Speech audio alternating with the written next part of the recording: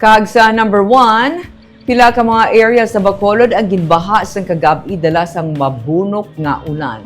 May mga motorista nga temporaryo nga stranded bangod sang baha sa barangay Pahanukoy. May report si Richard Caballero. Halin sa highway sa barangay Pahanukoy sa Bacolod, nagsulod na sa mga balay ang baha sang nag-awas ang tubig sa Kabalagnan Creek sa Purok, Maninihon. Suno sa mga residente, naanad na sila nga ginabaha basta mabunok ang ulan. Apang nagalala pagid ang sitwasyon sang gimpatukod na ang pika-pika sa Amonga Creek.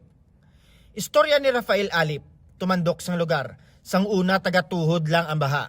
Apang bangod sa pika-pika ang ginpaubra sa creek, wala na sang malapad nga alagyan ang tubig kag ang baha sa ilang nga lugar nagalapaw na sa ilang nga mga atop. Sang una taga-hawak lang na astana po sa ano, tapos taga-tuhod Pagka naanay nagpika-pika, ang tubig way na do hindi nakagwa. Nagbara. Nginabla, kapika na. Kaya ang tamburong gamay pa to, sir. Kaya mo na nga magwa ang tubig tos punta hindi nakagwa mayo kaya ang tamburong gamay. Sang kagabi liwat nga nagtupa ang mabunok nga ulan. Kagkaupod sini, nag-awas na naman ang creek, gani gimbaha na naman sila. Nagabot ang rescuers ng barangay apang wala man naghalin ang kalabanan sa mga residente. Lapaw sa tuhod ang baha kagabi. Ginakulbaan Manila ang manubo nga linya sang kuryente nga halos malabot na ini sang tubig baha. Dalong na didaan baha. Tapos problema gid ang kuryente, nubo darang mga poste dapat ani ang ano, madabot da damo na mapatay na di ako ng kaso ya tubig da. Tanawa bla. O tanawa ta blas likod balayo. Ang poste madabot. Di dapat yan nung ka power ano na lang isaylos piya ka. Sa video nga ginpost ni Brian Arojo, makita man ang paglapaw sang tubig sa dalan nga gintunaan sang pagka-stranded sa mga motorista.